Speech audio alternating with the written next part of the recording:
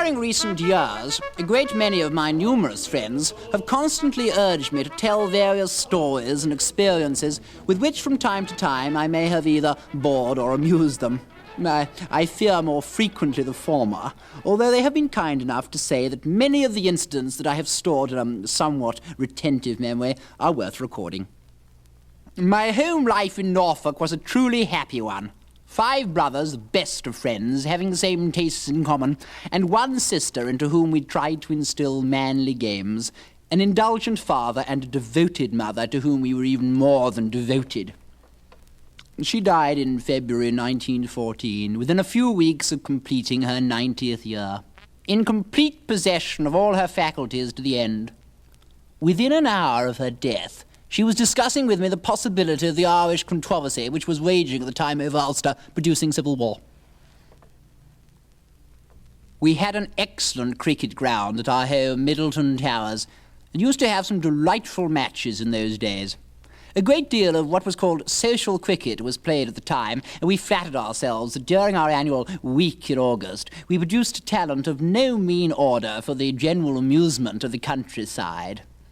My brother Kerry was a very fine cricketer, having been a member of the famous Cambridge 11 of 1878. Probably the best varsity 11 that ever existed, actually, which comprised Edward and Alfred Littleton, A.P. Lucas, D.Q. Steele, A.G. Steele, Ivo Bligh, Herbert Whitfield, of course you remember him, P.H. Morton, F.W. Kingston, A.F.J. Ford, and my brother, L.K. Jarvis.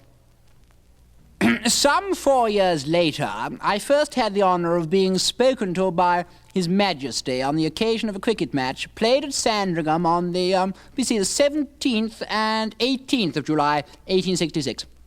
Invitations to witness the match had been extended to many of their country neighbours by the Prince and Princess, and I, at that time quite a small little shaver, was allowed to accompany my father and my mother. Many incidents fixed themselves indelibly upon my memory, the chief one being the fact the Prince had actually shaken me by the hand and spoken a few kind words to me.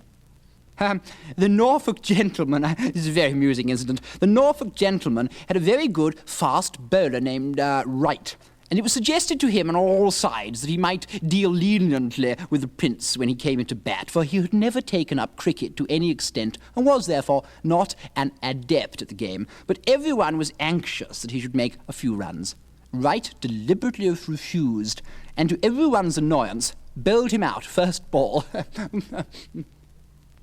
In the county election, however, we were completely successful. The Conservative candidates, Sir William Baggy and the Honourable T. de Grey, afterwards Lord Walsingham, were triumphantly returned, and I remember my father on the day of the election, dear old man, entertaining all the farmers in the district to breakfast at Middleton Towers, and afterwards driving to Lynn, followed by a long string of carriages, carts, gigs, etc., to the self-same hustings, where all these noble men of the land, these workers, all publicly declared that they had voted for Baggy and de Grey. How very different from the elections of today.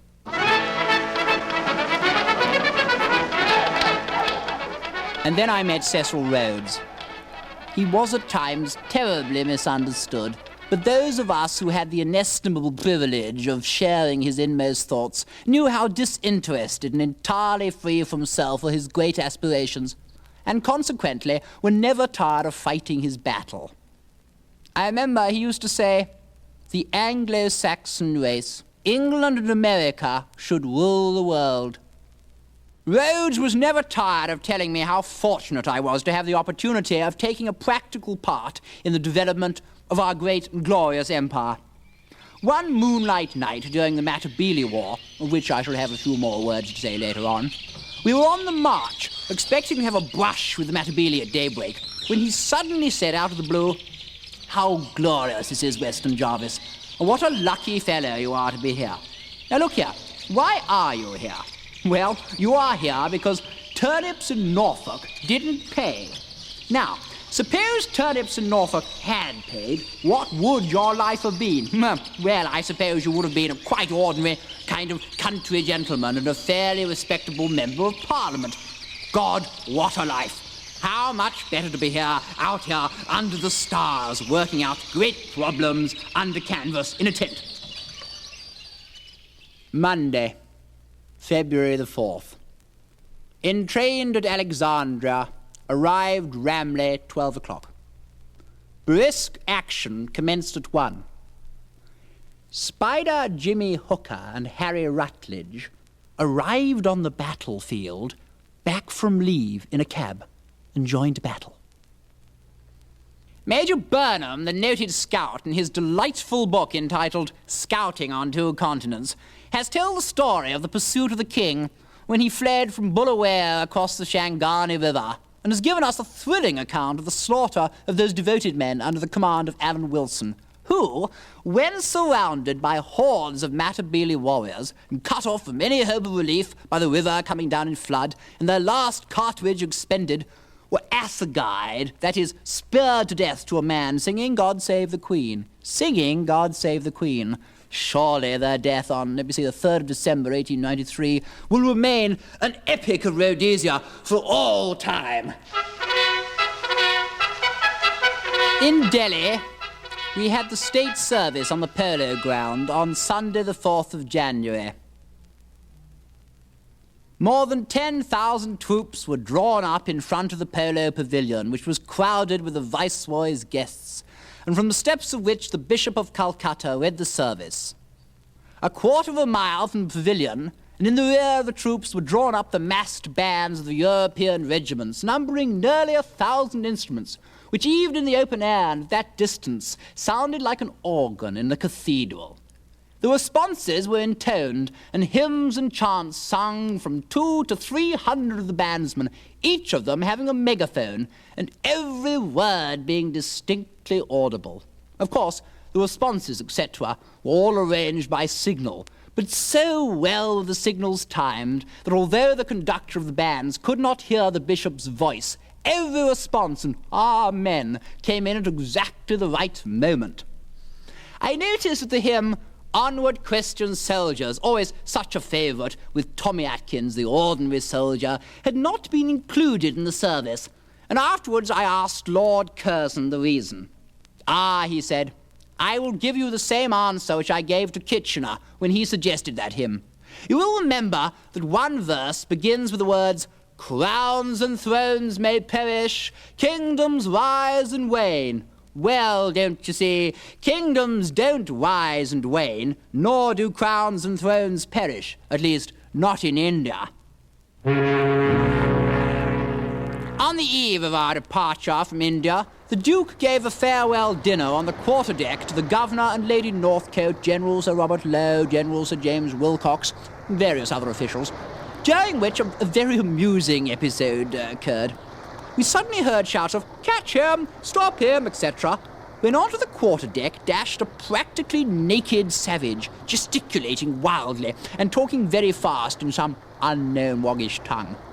He turned out to be the Mahout, or elephant boy, who had been sent down in charge of the elephant, and never having seen the sea, and having delivered his charge safely on board, had been under the mistaken impression that he would be free to return to his native village, but had just realized that he was to sail into the unknown early the next morning. It seems that upon arrival, the elephant had seized cutlasses and everything he could reach with his trunk, and thrown them about indiscriminately. And Captain Farquhar had rightly decided that he would not be responsible for the elephant's behaviour without him, hence the trouble. Luckily, Sir James Wilcox and Lionel Herbert were able to make themselves understood to him, and he was pacified by being told that he must at any rate go as far as Aden, when, if a blue jacket could be by that time found to qualify for his job, he should be returned in store. But when we got to Aden, this is very amusing, he was told that he was come on to Suez. By that time, he had been made so much of by the blue jackets, who used to rig him up in every kind of kit every day, that he had become quite at home in his new surroundings and eventually remained in charge for the whole voyage. You know, I last saw him some 2 months later, still in charge of his elephant, at the Dublin Zoo on a pouring wet day, and I've often wondered if the poor devil ever got back to his native land. A very amusing incident.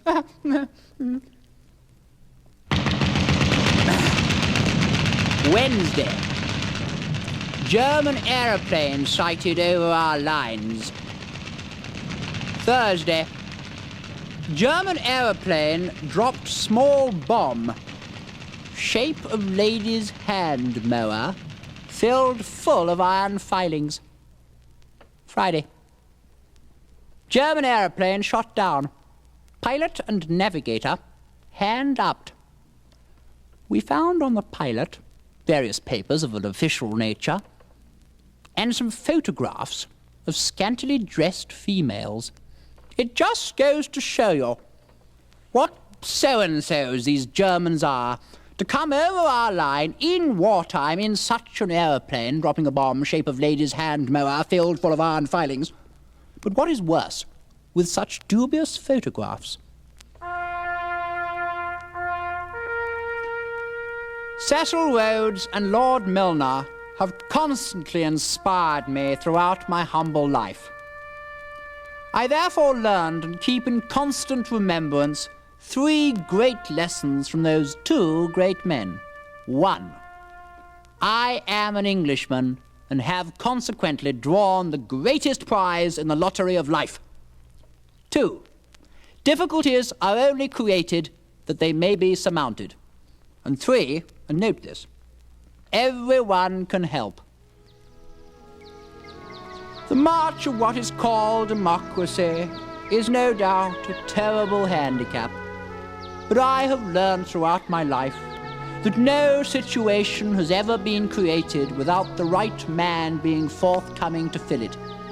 And if everyone can help, democracy can yet be educated along right lines.